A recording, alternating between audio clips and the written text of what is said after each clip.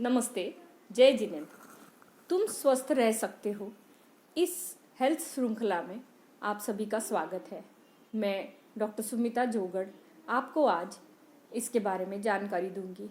Respiratory system को दो हिस्सों में विभाजित किया गया है। इसमें से एक होती है अपर रेस्पिरेटरी सिस्टम और दूसरी होती है lower respiratory system. Last week हमने समझा है अपर रेस्पिरेटरी सिस्टम के बारे में। अब हम जानेंगे लोअर रेस्पिरेटरी सिस्टम के बारे में। लोअर रेस्पिरेटरी सिस्टम मतलब हमारे छाती का फेफड़े, ब्रोंकस और दो लंग्स, ये पूरा हिस्सा इसमें आता है। इसमें जुकाम और सर्दी अपर रेस्पिरेटरी का हिस्सा के लक्षण होते हैं, और अगर कफ और खांसी आती है तो उसमें लोअर रेस्पिरेटरी सिस्टम इन्वॉल्व रहती है। कफ ये शरीर के लिए एक अच्छी चीज़ होती है। कफ रिफ्लेक्स शरीर के लिए बहुत ही बेहतर रिफ्लेक्स है, जो dust, pollen grains, allergens, microbial flora कोई शरीर नाक के द्वारा हमारे शरीर में पहुंचता है, या फिर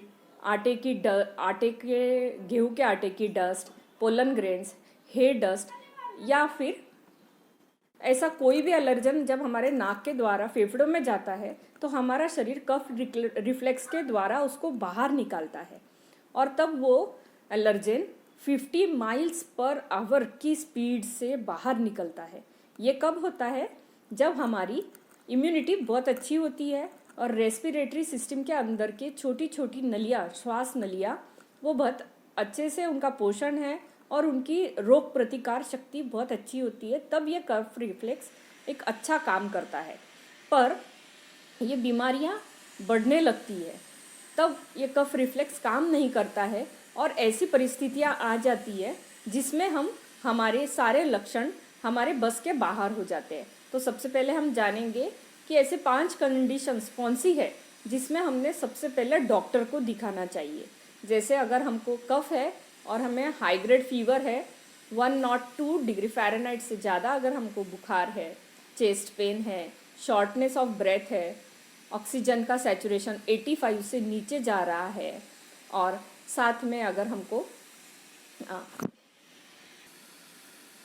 और चौथी चीज़ है रेस्पिरेटरी रेट 40 पर मिनट से अधिक होना और 3 हफ्ते से ज़्यादा खांसी का रहना।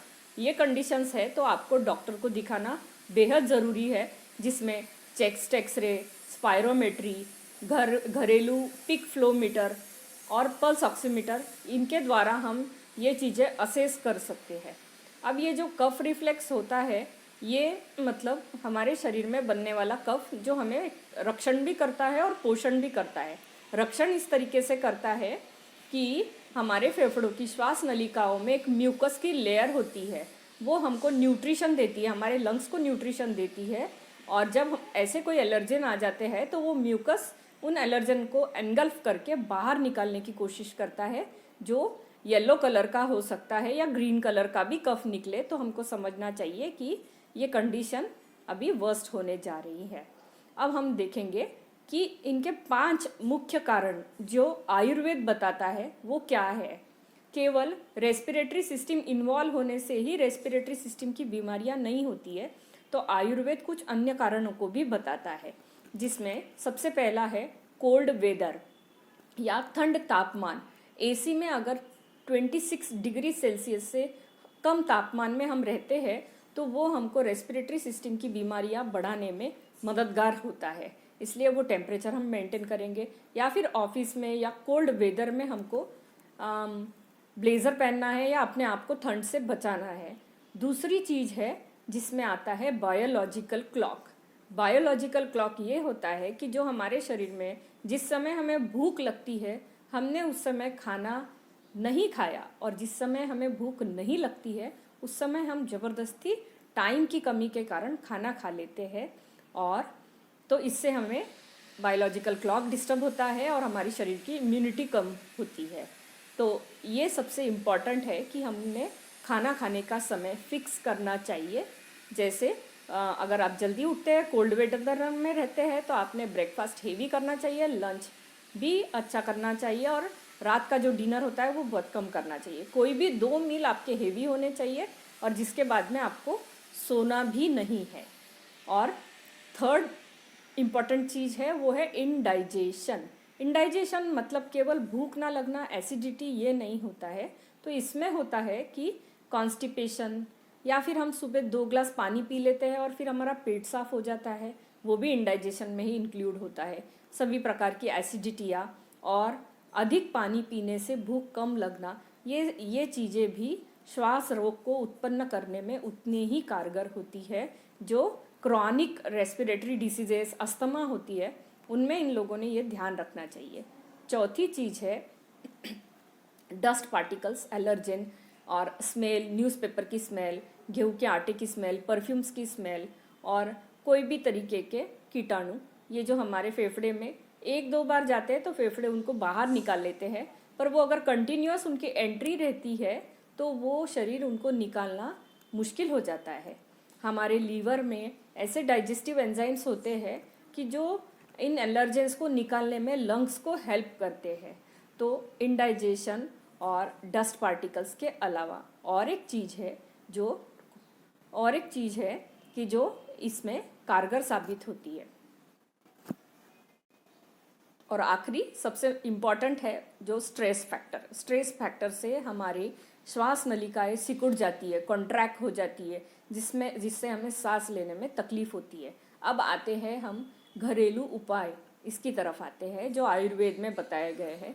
सबसे पहला हम लेंगे नस्य में होता है कि दोनों नॉस्ट्रिल्स में हमको 2-2 बूंद कोकोनट ऑयल या फिर आपके पास जो अवेलेबल ऑयल होगा उसको आप स्टराइल करके दोनों नाक में 2-2 बूंद डालेंगे रात को सोते समय, जिससे नेज़ल एपिथेलियम आपका स्ट्रांग होगा और वो एलर्जेन से आपको बचाएगा। दूसरी चीज़ आती है नेति, जो समनी जी के माध्यम से आप वहाँ पे सीख सकते हैं, जो यौगिक शुद्धि क्रिया है। तीसरी चीज़ है चेस्ट फिजियोथेरेपी में 2 बातें हैं। एक, आपको चेस्ट लंग्स के हिस्से में, यानी सामने का हिस्सा और पीछे का पीठ का हिस्सा, इसमें आपको थोड़ा गरम तेल लेना है, ऑलिव ऑयल, कोकोनट ऑयल, सरसों का तेल, जो भी आपके पास अवेलेबल होगा, तिल्ली का तेल, उसके अंदर मामूली थोड़ा एक 10 ml तेल में आप 1 gram common salt, table salt add करेंगे और वो हाथ पे रगड़ के उसको चेस्ट पे और पीठ पे हल्के हाथों से उसका मसाज करेंगे। और उसके बाद में hot fermentation, hot water bag से या ड्राई बैग जो हॉट फर्मेंटेशन करती है उससे आप कर सकते हैं, जिससे आपको सांस लेने में एकदम आसानी हो जाएगी और आपकी ब्रोंकियोल्स जो है वो धीरे धीरे खुलने लगेंगे।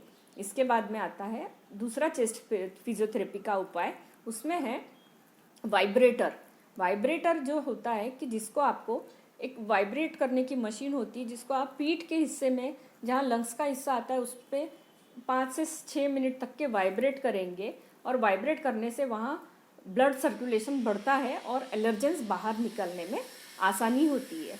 इसके अलावा मैं आपको कुछ फूड खाने की टिप्स दूंगी।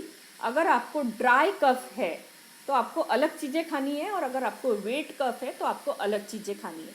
अगर आपको ड्राई कफ है तो आप दूध में घी डाल के ले सकते हैं। गाय का घी बहुत अच्छा काम करता है ड्राई कफ में। इसके अलावा आप और एक टिप मैं आपको देना चाहूँगी, जो गूंद होता है वो आपको घी में फुलाना है। घी में सेक के तल के गूंद के फूल जाएगा, तब उसमें आप 1 चम्मच गूंद को घी में 2 चम्मच घी में फुला लीजिए, उसमें 1 कप पानी डाल दीजिए और 1 चम्मच शक्कर डाल दीजिए। अगर आप डायबिटिक है तो आप शक्कर ना भी डालें तो आपका काम हो सकता है। और उसको गर्म करके उसका थोड़ा पाक होने दीजिए और वो गरम गरम पी लीजिए, जिससे आपको ड्राई कफ में तुरंत आपको रिलीफ मिलेगा।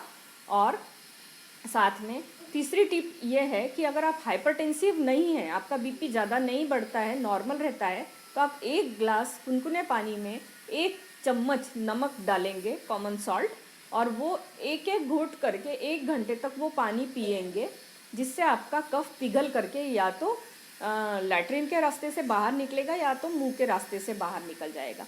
और अगर आपको वेट कफ यानी थोड़ा सा खांसने के बाद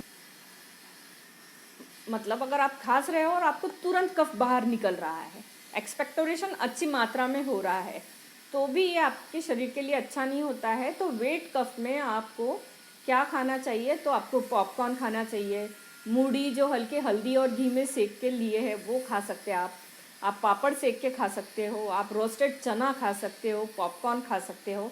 आपके फीड्स ड्राई रहना चाहिए, ड्राई वेट कप के अंदर।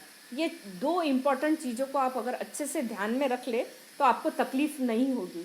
जब आपका कफ ड्राई है तो आप उसमें अजवान नहीं खाएंगे, और आपका बहुत सारा कफ निकलता है तब आप उसमें अजवान खा सकते हैं। तो ऐसी कुछ घर की बनाई हुई चीज़ें हैं, ये आपको सर्दी खांसी में भी हेल्पफुल है और चेस्ट के इन्फेक्शंस में भी हेल्पफुल है। धन्यवाद।